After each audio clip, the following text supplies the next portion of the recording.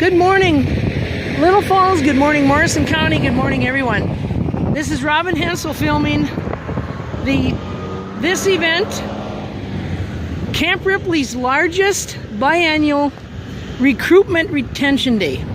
And how do I know that that is the truth? Because it was right on their website. One of their commanders a while back is on record saying that this is their largest recruitment retention event.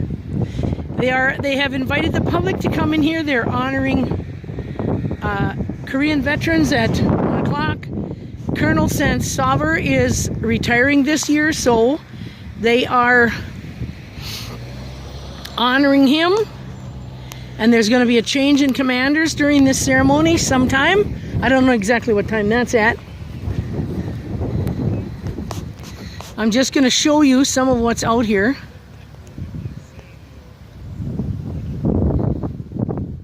Camp Ripley Open House. That's what that sign says. And I've titled this event this year, I called this action months ago, and I've titled it No Warrior Cops. In other words, no militarization of our police.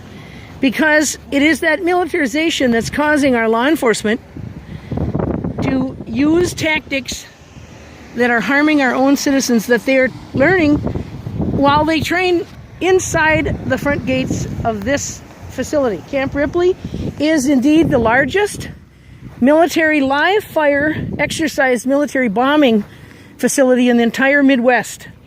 In fact, Camp Ripley is the only DoD trainer of law enforcement training on non-lethal weaponry. In other words, you can't be in any part of the Defense Department and get your training on non-lethal weaponry tactic control of riot control unless you get your certification from within these gates.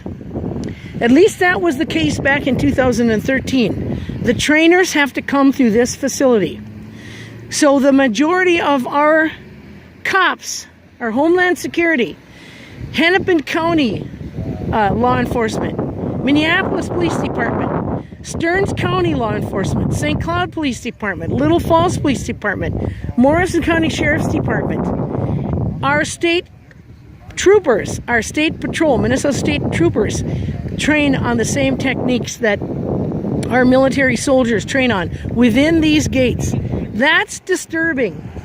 And if you give our police departments military equipment, it's guaranteed they're going to use them on our citizens.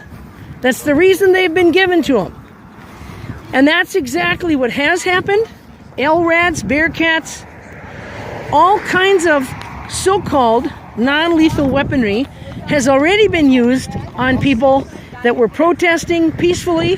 For instance, at the Republican National Convention in the Twin Cities, there was military non-lethal weaponry used as a tactic against peaceful protesters in the Republican Convention protesters, correct? Against them?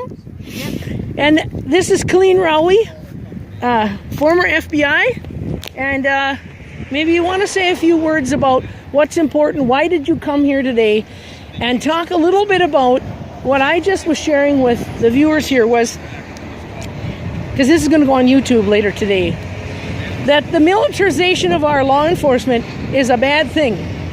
That our law enforcement agencies are stacked with former vets that are trained to kill people quickly and in defense of themselves. Not that police don't have a right to defend themselves, they certainly do. I'm a former law enforcement spouse of almost 20 years. But I believe we're not seeing correct policing, good policing in our streets all of the time, and I don't like that. So that's why I called this action No Warrior Cops. I have something. And this is Sue Ann Martinson from Wham in the Twin Cities. Go ahead. Well, I'm here for two reasons. One, of course, is the drones that are the pilots that are the killer drone pilots who are trained here. Yes. And I've been up here a couple years for that, and I'm here for that again. But I'm also here because they do the training of the police, which she was just talking about. Can they hear me? Yes, and, yes. More law enforcement just went in there. And yeah, we saw some kind of a Anoka County Sheriff's Department. Yes. Weird looking. Here's some more. Vehicle. That's more sheriff vehicles right there. And right here. In solidarity with the kids, the people in St. Louis, not just kids, who are protesting because once again a policeman has been found not guilty of murdering a black man. Here we go, prime example right there. That's an LRAD or a Bearcat. That's what they train on inside here, folks. You should just get that. You should get those coming in. And it's terrible because the police in that was Minnetonka Police Louis, who are Department. part of the militarization of the police. The police in St. Louis are beating up the protesters. They're being very violent. And unlike here, when we had the Yanez protest, the protesters kept it nonviolent. But I still, so that's another reason I'm here. I mean, I'm here because of the drones, first and foremost, but also very much in solidarity with the people in St. Louis right now. Good. This is still capturing. This will get your voice. And Teresa's capturing everybody that comes in here on the camera that I have of mine down there. So go ahead and thank you, Sue Ann, for what you had to say. A little counterintuitive observation, which is that in truth, the sign I have, support the troops and the war, is that the military itself is the victim because there's a poverty draft right now. And they are the victims themselves of this migrating, the war fever back home. In fact, in the United States, domestic violence, including, by the way, the shootings and killings of police officers, which has doubled last year. You wonder why people are nervous and panic. The Somalian officer shot the Australian woman. You wonder why that happens? Because the police themselves are panicked because the violence against them is so high. And why is that? It's the overall war fever, glorification, American sniper. In our country right now, we have teen suicide doubled, we have mass shootings that have tripled, and we have road rage incidents that have doubled. So this is a form of blowback from the foreign wars we're waging. In truth, the military, especially the people in what I would call the poverty draft, are the ones who understand this even better than mainstream America. There's a correlation between voting for what they thought was the peace President Trump and the poor areas of this country where the military draws from. Because those families understand the problem even better than middle class, and it's certainly better than the 1% elites. And the truth is, if you talk to military people, they are not as gung-ho. They're officers and the military machine and their generals and their Petraeus generals. Yes, that's a different story. But the regular recruits to the military now do not want to see us continue to start more wars. They're against that. And they want us, the United States, to be more careful. We're in 9 countries now bombing, and we're looking to go to war with Iran, Russia, North Korea. Unbelievably dangerous. So that's a little bit thought-provoking but it's true. And, you know, we had this discussion over email, and you made a comment on social media, Colleen, that our law enforcement, including the FBI, has gotten stacked with veterans since 9/11. 9/11. Yeah, and you know what, though? It's just part and parcel of the whole country. You see football games being militarized. Yes. Every single Hollywood movie that's coming out is glorifying war. American Sniper, Zero Dark 30. So our culture is being bombarded. Now, it's nothing but war propaganda trying to make the next war more palatable. That's the problem. And people really have to be critical thinkers right now. But as we've seen with some of the passerbys calling us retard and all the rest, we just had one like this. The ignorance right now, because the war propaganda presses emotional buttons. Fear and hate, but also this patriotism, this false patriotism. They press those emotional buttons in order to manipulate the country, and they, frankly, are doing it pretty well. It's unfortunate that so many people have fallen for this. As I just said, it's amazing that some of the people who are the least susceptible to falling for war propaganda are the people in the military. If you can imagine this. Ron Paul, as the peace candidate a couple of elections ago, had more veterans voting for him than, for instance, the Bushes and Obamas, the Hillary Clintons. That's right. And the last election, it was the same. So we have to be careful about this. I don't vilify the military. Most of them right now, the people being recruited, are poverty draft. They are people that have to work at minimum wage, sometimes now who didn't even graduate high school. And this is a pretty good deal. They get a much higher paying job than they could get otherwise. And that's because we have this kind of a mercenary system in the military now. For the United States, though, it is a losing. Ultimately, we just keep digging the hole bigger and bigger for ourselves, because all of this is migrating home. And we all could be the victims, not to mention if they take the next step, which is to start war with Russia. North Korea, I should say. North Korea, which then involves Russia and other nuclear powers. Unbelievably dangerous, precarious moment that we're living in. One of my signs over there that I made probably 3 to 4 years ago says, no bombs on North Korea, and peace negotiation now in North Korea. And it's really pertinent now. Yeah. And one thing too that's important that the viewers need to understand, Morrison County, which this base sits in, is the highest voting county in the state for Trump. 73%. Yeah. This truly is the intolerance capital of Minnesota. It truly is a constitution-free zone. And that militarization of our sports games that you talked about, everything, we're paying for that. Yeah. They have a huge budget of billions of dollars, taxpayer dollars, that allows them to bring out those huge flags and all the other. They clap for the military at high school graduations. Yeah. I mean, it has permeated the militarization of the United States after 16 years is almost complete. It's pretty darn incredible. I think we represent a few people that are, and there are people, I know people on social media, there are people that are able to kind of get away from this herd mentality and this group think that we're in right now, and educate themselves. To be honest and frank, it's the people, some of the people in the military who have the best chance of understanding, because they are the ones whose lives are on the line. That's right. And the people sitting back in their, what we call the armchair quarterbacks, the chicken hawks who are leading them, are the problem. Our country is led by chicken hawks. Will you just talk a little bit about the, 800 and some bases across the planet Earth, and that we don't need that, we shouldn't be there, that's pricking the beehive. And then I want to also mention, and I don't know if you want to comment about this, but it's troubling to me, the shooter in Orlando 12 times said something to the effect to the dispatcher, to the police dispatcher, to stop killing his people in the foreign wars that we're in. He was clearly sharing. And he's not the only one.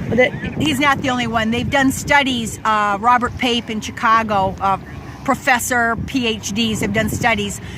The war on terror has served to increase terrorism. Yes. And so this has happened in more than one way, but a main way is that violence begets violence. And so and our generals have all admitted that drone bombing, for every target that they get in a drone bomb, they add 10 new people who are radicalized. How can you win a war like that? It's impossible.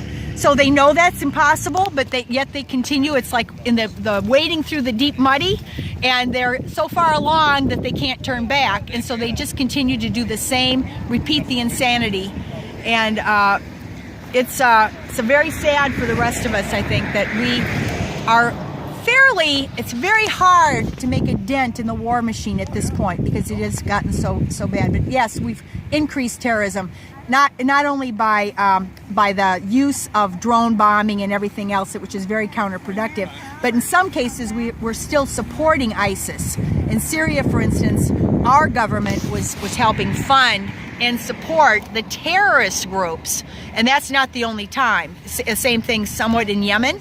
Saudi Arabia is the country that is fomenting the terrorism. That funded 9/11 with Saudi Arabians that are connected to the government. Our country is the one who's ignorant. You have to really learn what's going on. They're not reducing terrorism. They are trying to control, through 800 bases, through the funding of proxy forces, they are trying to control the world, essentially, full spectrum dominance. And it can't possibly work. It's never worked for any empire in the past. And the blowback from this, you know, if you read books about, academic books about blowback, the blowback from an effort to try to control the entire world, including nuclear superpowers, Russia and China, it's a complete fool's errand. It's not possible. And it's right now it's jeopardizing the entire world, not to mention nuclear Armageddon, but also climate change, because the military is the #1 user of burning gas and oil. Right. And Largest so all of our carbon footprint on Earth. environmentalists who think they're pro-war are completely working at odds against themselves. Yes. It's really sad that we have so much ignorance in this country that thinks war is a good idea, and unfortunately they just voted to continue the authorization to use military force. They had 36 senators vote against it, saying that Congress has not authorized these new wars, they're illegal. We had 36, but in about 60 some that were voted for it. Rick Nolan was talking last night. I was visiting with him about as close as I am to you today about war, and he said that he and a group of other people were able to get an amendment through to not allow the invasion or the help of warring factions in Yemen. Yeah, right. Nolan's really good on that issue. And I also got a chance to ask him to work as hard as he can to reduce the military budget, to take away at least some of the foreign military bases, because we can't afford it.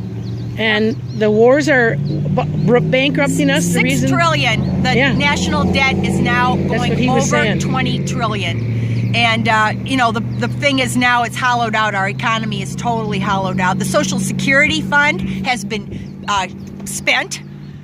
They authorized spending it. And we're $6 trillion for the wars, even since 9/11, and the military and the intelligence complex. And then he added there was a $2 trillion bill that we have to pay for our veterans. And he said we owe them that, but the bill's going to be higher than that, because we're not including in that deformed children that our military will bring forth. We're going to have to take care of those kids. What these military people that are going in there, and some of them are young kids that are going in to be recruited into the military, what they will sadly learn afterwards, just as the returned Vietnam vets have learned, is they will be hung out to dry when they come down sick with Agent Orange, with all kinds of new PTSD and all these things. Many veterans have found that out. Many are homeless, 22 suicides a day. So again, I'm going back to my original point. If there's anyone here that has the chance and the ability to understand how these wars are counterproductive, wrong, and hurting, not helping. Not like the woman who just went by and saying, they're fighting to save your life. That's absolutely the opposite. The wars have created more danger and risk to the United States, and they're absolutely tearing down the fabric of the United States. By the way, even including the police shootings. The shootings of the police are a direct response to the turmoil, the polarization. It occurred during Vietnam. We had the same type of thing happen during Vietnam. I'm going to mention one more thing. 3 of our biggest domestic terrorists in the United States in history. One was Timothy McVeigh, of course, who bombed the Oklahoma Federal Building, killed 160 people, but also the DC sniper.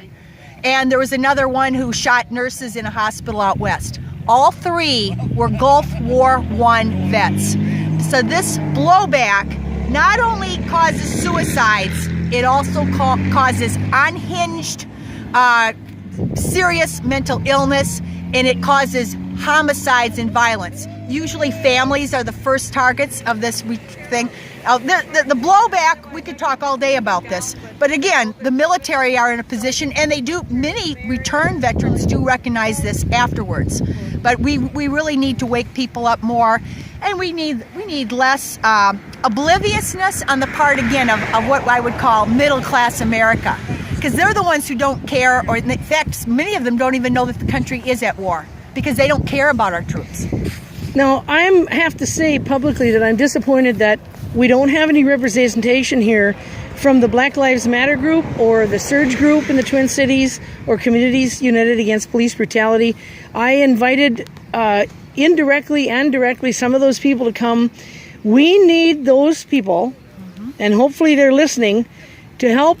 We need them to connect the dots. This is where the warriorization, the militarization of the cops is happening, folks. This is the largest trainer of law enforcement anywhere in the upper Midwest, and I know from reading. We have seen a dozen tank-like vehicles, SWAT, by the way, SWAT tank-like vehicles from Minnetonka, from all over the place, just going into this open house today. Oh, good, good. We have a loudspeaker here. Pretty soon we're going to start the broadcast. And we'll move on to talk to somebody else. Thank you so much, Colleen.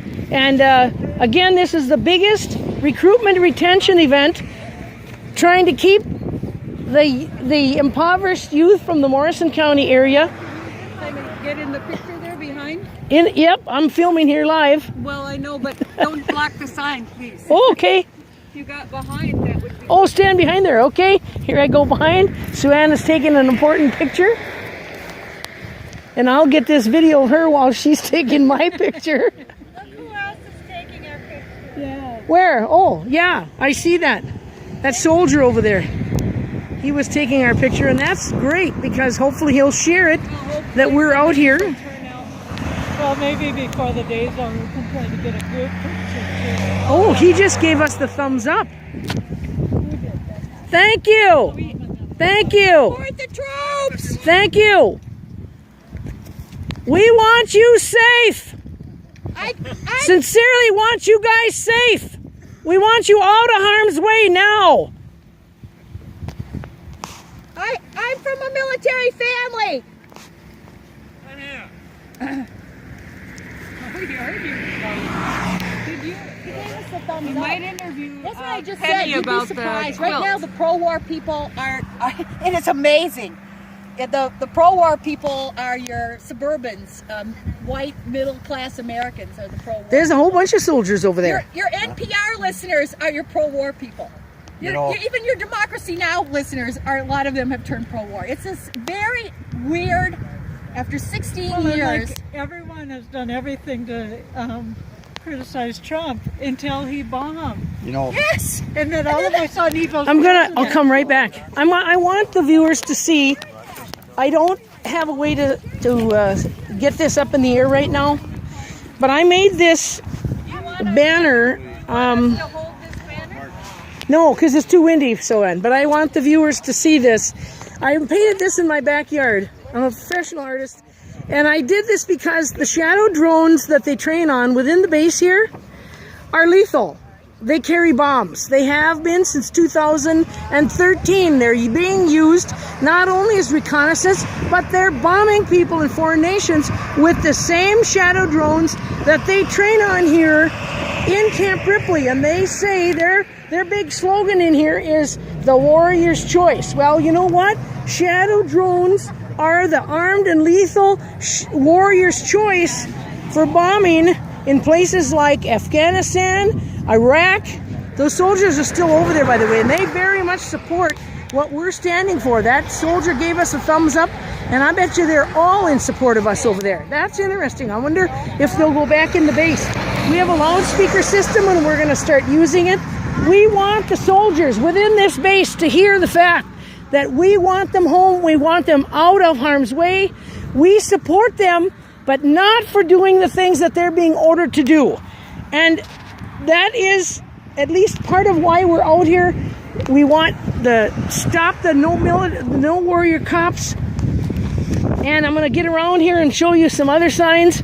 And I'm going to interview one other gal. Who did you say I should talk to? The woman with all the hair. Okay. About the quilt. Okay, I will. Okay, so a few years back, I wore a clown outfit here and carried this sign because I want the kids to know drones kill kids in other countries. They're killing other mothers' children in other nations. I made this sign and had it out front of my house all summer, last summer, because America was never, ever great. This country is founded on human rights violations, stealing of other people's land, and I could go on and on. Here's Teresa filming with my camera, which will be uploaded to the public access channel. We support the Black Lives Matter movement. Unfortunately, there's none of them here, and I'm disappointed about that. Yes, me too. I stand in solidarity with them. And our president now, I made that sign, Mr. President, stop violating human rights, when Obama was president, but it's more applicable now than ever before. And no war on North Korea, and U.S. drone warfare is terrorism. Nothing is as much truth as that. And I made that sign in my backyard too. This is Bob Taman and his wife, Veterans for Peace. Come all the way from way up north by the Hoyt Lakes Babbitt area. They come every year. Another big sign I made in my backyard. And then the Veterans for Peace sign. So we have a pretty good turnout here of Women Against Military Madness, Brainerd Peace Group, and the Veterans for Peace organization. And now I'm going to go interview this gal from the Twin Cities about the quilt that they brought.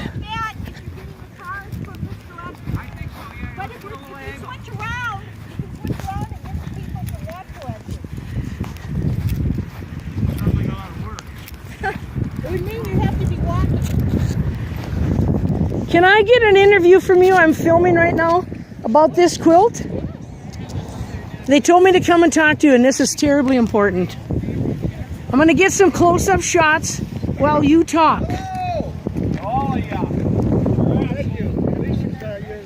Oh, that guy said we're all assholes and get out of our country. Well, I got news for you, fella. This is our country, too. That's cognitive dissonance at work. He doesn't want to believe that our wars are illicit and illegal and unconstitutional. He has no concept of that, but it's true, everything I just said. Our wars are illegal under the Geneva Conventions, United States Constitution, the Kellogg-Briand Peace Pact, and more. Okay, so I'll let you talk about this, okay? All right, well, this is one of 8 drone quilts that are sewn by Leah Bolger, former president of Veterans for Peace, and people from all over the country have contributed these quilt squares. They're beautiful. Each one of them represents a victim of a drone attack. The original drone quilt project was started in England as a tangible way to demonstrate the victims of drone warfare. And so you have just people's names. Whoever wants to make a quilt square, you can you get the name from a list of names. You make your quilt square however you want, and then send it to Leah Bolger, and she assembles them into quilts. How cool is this? It is. It's a beautiful. And there's a big quilting group in Morrison County. Oh, really? Yeah, there is. Yeah, I mean, these are all, of course, most of these are done by people who are not professional quilters, but there's some really nice artwork here, some appliques and painted. I don't know if any of them would be interested in being part of this, but I know that there is. I see it advertised on the public access TV that we film on all the time. There's a large quilting group here. I will, that'd be great. I'll check that out and see if I can get some contact. I can send you a snapshot, a picture of their organization, and I'll send it to you email. Yeah, yep. And see if they are, if anybody is interested in participating, because I can give them the address of where to send it or where to inquire about it. You know what? I can post it on Facebook because we're Facebook friends. Yes, indeed. And then not only will you see it, others will see that too. Yeah. Well, thank you so much for bringing this. So just talk about, is there any more for this effort that you'd like to say? There's another, there's another side here. So you see that there's all ages. There's babies, there's teenagers, there's adults. a 4-year-old. We're not just killing the so-called bad guys with drone warfare. We are killing innocent civilians, children, whole families. And well, and their military is just like our military. Most of them are kids. Yes. You know, an 18, 19-year-old legally is an adult, but they don't even have a conscience yet. And their spirits are broken. It gets broke. It gets broke in the military. Exactly. They break their spirit on purpose. It was a tropical storm and they declared it a hurricane. Robin, Hey, how are ya? can I give you a hug? Sure can. Is this A big win. Thank you. Is this David Sumas? David Luce. David Lute. Oh, Lute. Yeah, Lute. Okay. Lute. Yeah. Okay, good to see you. So, I'm going to stop the film now, and I think it's good time to start broadcasting with the big rant and rave. We have a message to give them inside of there. Yeah, I would just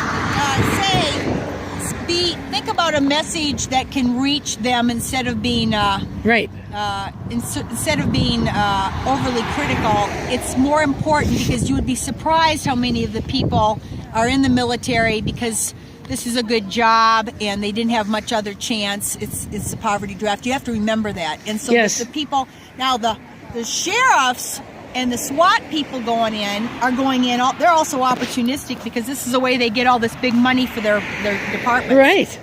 And this is a PR thing to try to recruit new 10 and 11-year-olds is what it is. And retention. Keep the ones that they have in. If you point out the PTSD, the suicides, the fact that Vietnam vets die of Agent Orange without treatment, that has to be pointed out because that's what they're looking at. Well, right now the burn pit.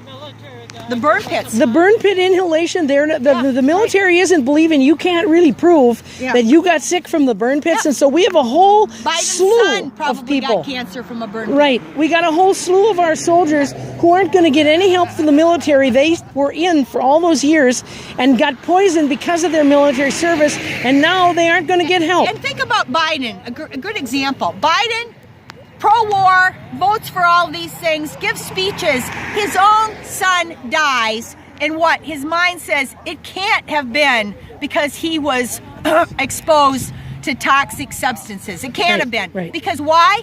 Because I would be responsible then for having pushed us into these wars. Right. And that's it's hard to craft a message to wake people up. I know it is. But you have to really think long and hard. Merely lambasting the poor people. That's why we have to support the troops in the war. I think it's a. All right, thanks, Colleen.